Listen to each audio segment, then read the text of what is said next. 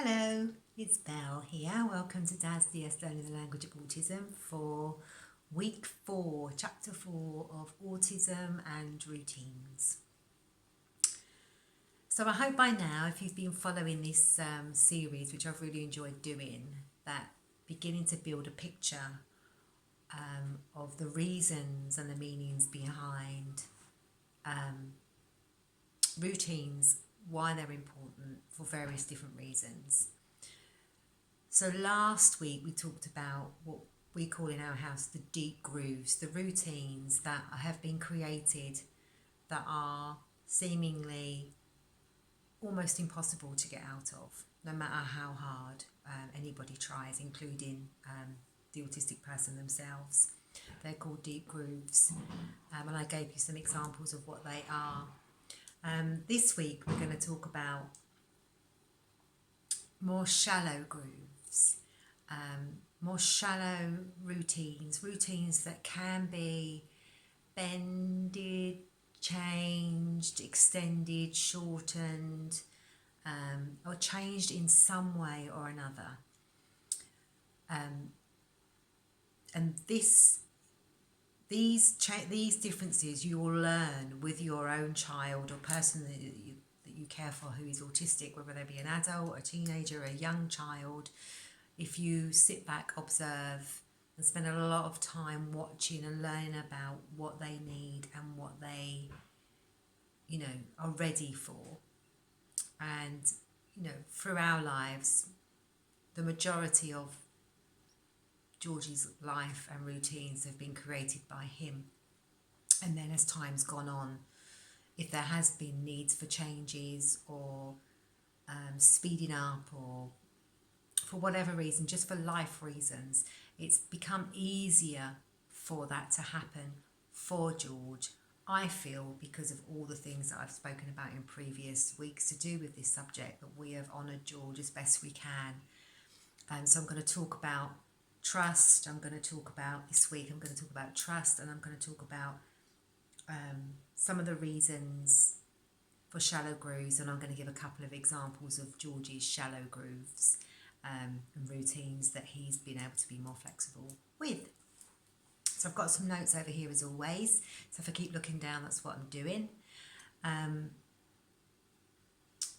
So the first thing, like I talk about in everything I do, is about, in any relationship, trust is key, isn't it? In all relationships in life, sometimes it's an unspoken trust, it doesn't need to be discussed, but trust is huge in human existence. Honour, trust, same thing to me, means the same thing. So it's the same with autistic children, autistic people.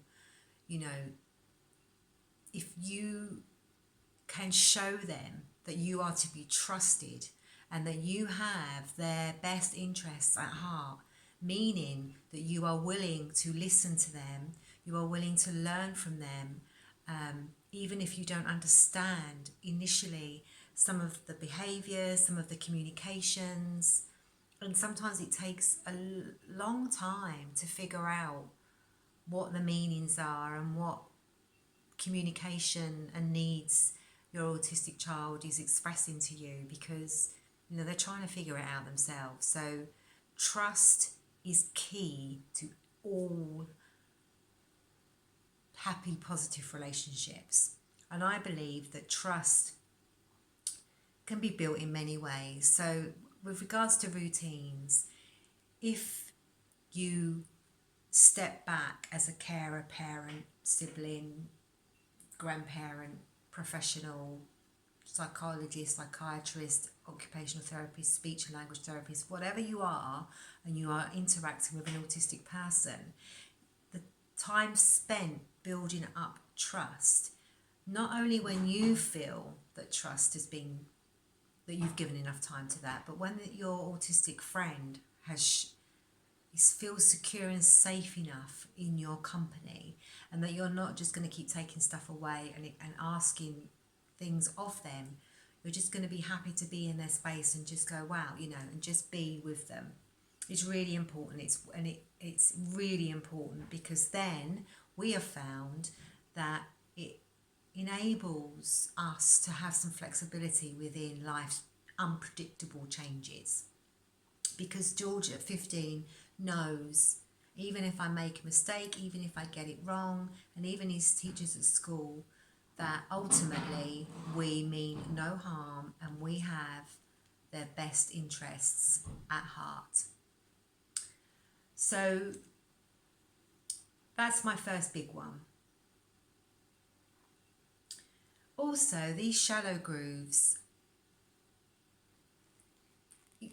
could come under this heading. So sometimes to the neurotypical outsider, it looks like your autistic child or friend or person you care for just all of a sudden, out of the blue, changes their routine. A routine that they have been so deeply entrenched on, they have so needed so badly and been so resistant to changing in any way, shape or form.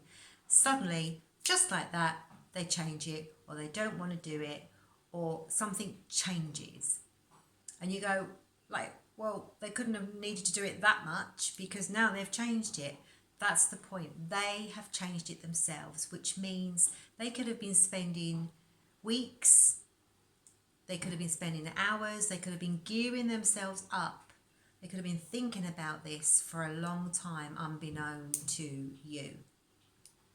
Also, it might mean that they have just, they've just gotten bored with it. They've gotten everything they need to get from that actual routine. They've learned enough from that routine. They're ready to move on to the next thing because they've really been able to kind of like get comfortable and really soak up everything that they need from a sensory position to learning to just enjoyment to pleasure. And this also shows that autistic children and adults grow and develop too. They evolve and change and develop just like any other human being on the planet. So don't be afraid of your autistic child being in a routine. Don't be afraid of, being one of those people that says, I can't let them stay in a routine. What if they never, what if they can't change anything? It doesn't work that way. I promise you, your autistic child will have lots of different types of routines and they will evolve and develop in their life. As long as, in my opinion, they are, it's done gently and sweetly and not continuously forced out of them. It just happens naturally. It happens naturally with all human beings and it happens naturally with autistic people too. Remember a week or so ago, I mentioned that sometimes what I've learned from what other autistic people have told me, and even our own son, is that sometimes they want to change a routine or they want to change the next stage, but for some reason they cannot. Even though they know what's coming next, they find it really difficult to change a routine that they have created themselves because it's become so what they do, their own rules and their own needs, that they then go, oh, what about that? Like sometimes I'll invite George to go out into the garden and, I don't know, maybe water the plants, or I got him like a rainbow inflatable water thing, which he loves water. But it meant him coming out of his usual afternoon routine and coming outside to see it. Now, I could either never introduce him to that and just think, oh, well, he can't change his routine, so I won't bother. But, I'm not going to do that, so I'm going to offer. But I've learned over the years to let go of the outcome. If I get caught up in, if he doesn't go outside and play with that rainbow thing, then I'm going to be really upset and it's been a waste of time. And then I go down that road, then obviously it's going to affect me in a bigger way. Therefore, it's going to affect George very negatively. Whereas if I kind of go, well, I'm going to introduce him to the idea of this new activity and it's stage one. We might only ever stay at stage one and he might not be ready to go to the next stages, but he might. He might actually enjoy it, and he might, given some time, he might even, he might enjoy it only for, 2 minutes. He might only enjoy it for literally coming out in the garden, having a look, and then going back in again. that's success. That means you look at the you let go of the outcome and you look at the baby steps of progress and the ability to show a willingness to go, oh, and over the years, the younger you do this with your child, they'll start to process that there are other things happening around them other than what they are, focused on. And it gives them other options. It doesn't mean they have to do it. It's just an option. That's all. That's a really big tip for me to share with you. So that you don't get disappointed as a parent or take it personally and all of that stuff, because it isn't personal. What else? So what I've noticed when I've needed to hurry things along because we're late, or it's normally because we're late, not gonna lie, it's normally because we're late, or if something's not working, or something's, I don't know, there's been a change. I've noticed over the years that what George, with the shallow grooves of routine that aren't as when he's needed to hurry those along. For an example, his iPad. He used to have loads of apps on his iPad a few years back. It's all sensory stuff and colours and numbers and words and sounds. And sometimes if I needed to hurry him up, he would still have to go on the iPad, still need to do it, but he would whiz through. He would open the app, then close it, then open the next app, close it. He'd have to go through all the apps, but he could cope with just literally opening them, closing them. And I was like, wow, that's really clever that he's actually compromised, that he's like, oh God, Mum wants me to hurry up. I really need to do this, but I've figured out I can do it really quickly. And I think that's very generous of him to do that. Also, I've also noticed that what he will do, if he doesn't do that physically, like with the example of the apps and opening them and closing them, sometimes as he's gotten older, what he does instead is he will go through it in his mind.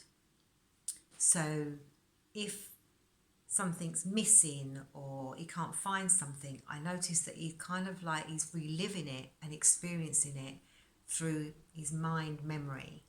And I can tell he's doing that by the way he moves his head and by the way he's flickering his eyes. I know that he is experiencing that experience through memory.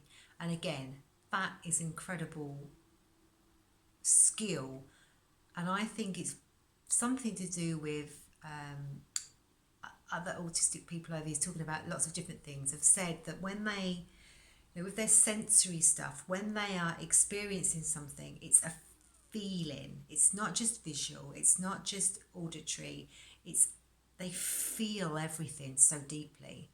And I think that's why George has got the ability to be able to just literally go, oh, that's missing, that picture's missing, or I've got to hurry that along. I can experience that because I remember what it feels like. I've got it in my filing system and I can access that at any time. That's something that he has developed himself as he's gotten older over the years through, I feel, being able to have his routines exactly the way he wants them throughout the years. And it's pretty much been that way since he has been born. And it's paying off because he's 15, he's ready to try new things. He knows there's other things out there. He's confident, he feels stronger. There's still some routines that are deep grooves that he will not change no matter what. At the moment, he's not ready. And when I try to change, I know they're deep grooves because of his responses and his reactions to me asking him to change them. And as an experienced mother to his needs now, unless it's absolutely necessary, like if there's danger or something, I have learned to go, okay, that I'm going to be late, I'll have to phone and say, because he's not going to come out of that routine, and even if I push him, it's going to take longer because he's going to shut down. He's going to shut down, he's going to melt down, he's going to just freeze in time because I am interfering with something that he cannot get out of. So that's one example, is with the apps. The other one of a shallow groove, which used to be a deep groove, is bath time. Now he has a bath every day, and it used to be a real deep groove where you'd want to be in the bath and he'd need to be there for a long time. Now he still needs to be in the bath, but if it's getting really late and he's got other things to do before he goes to bed, and there's only so late I can get to bed. He goes to bed about 12, between 11 and 12:30 at night, and I've got to, I get tired. So the bath is something that he can't compromise in the other areas, but bath he can. So as long as he gets washed, brushes his teeth, he has learned now that he gets washed, everything's so much quicker. He doesn't have a long time to just be in the bath and soak in the bath like he used to, because I've learned I can compromise that, but we can't compromise some of the activities that he's done, that he needs to do in the evening. So that has become a shallow groove, and I can speed up bath time. So that's great. The other one is he watches specific DVDs on certain days and in certain ways. On one of the DVDs that he used to watch every Tuesday morning, Little Miss Sunshine, not the cartoon, but the actual movie. For some reason, George really loves watching that movie. He used to, before school, so it's every Tuesday, whether we're at school or it's a holiday, he will, at some point in the morning, before he brushes his teeth, want to put this DVD on. Now, he would want to watch it to a certain point in the DVD, which took about 35 minutes to the point of a DVD, and then he'd be happy to switch it off. And you couldn't, it was a deep groove, couldn't change it. So we were late for school a lot.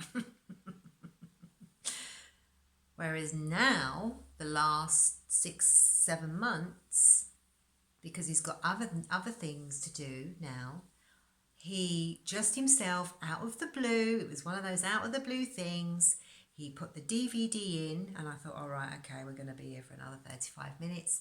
And he just, as soon as it was in, he ejected it, put it back in the thing, and that was it done.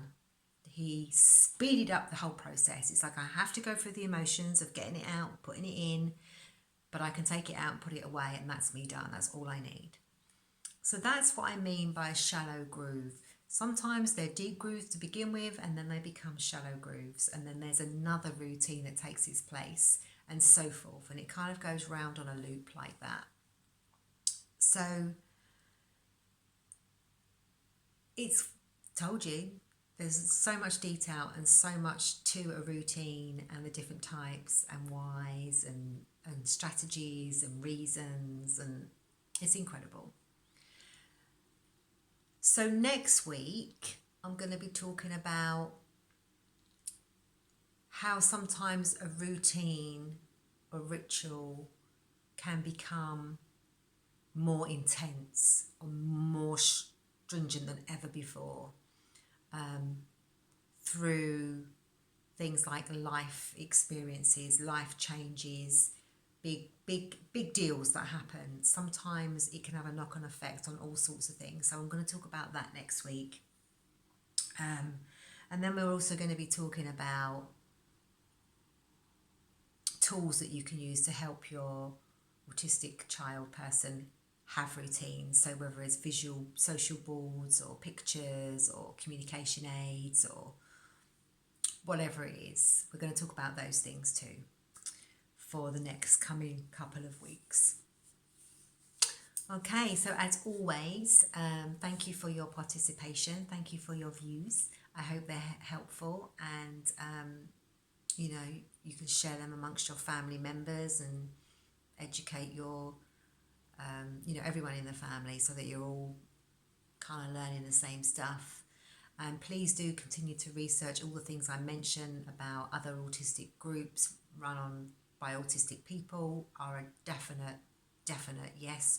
If you want to read books, then I strongly suggest you read books written by autistic people. There are many out there, and if you're unsure, then go onto a Facebook group that's run by autistic people and ask.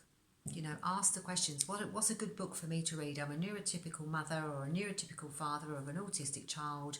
Help me. And you will be helped. And it means it will save you wasting your time on reading books and literature that is not going to serve you and isn't factual and useful information. And also YouTube is brilliant for finding videos on specific conditions such as sensory processing.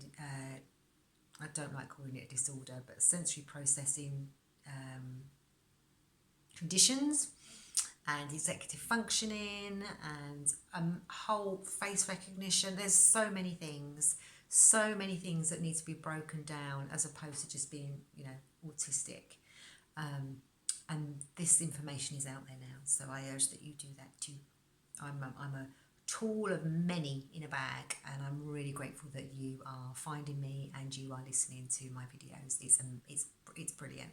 So please comment, subscribe, and you can click on the little bell thing and you will get alerts as to when my other videos are coming out, which I still am trying to do weekly. Okay, thank you very much for watching and have a lovely week, and I'll see you all again next week. Bye for now.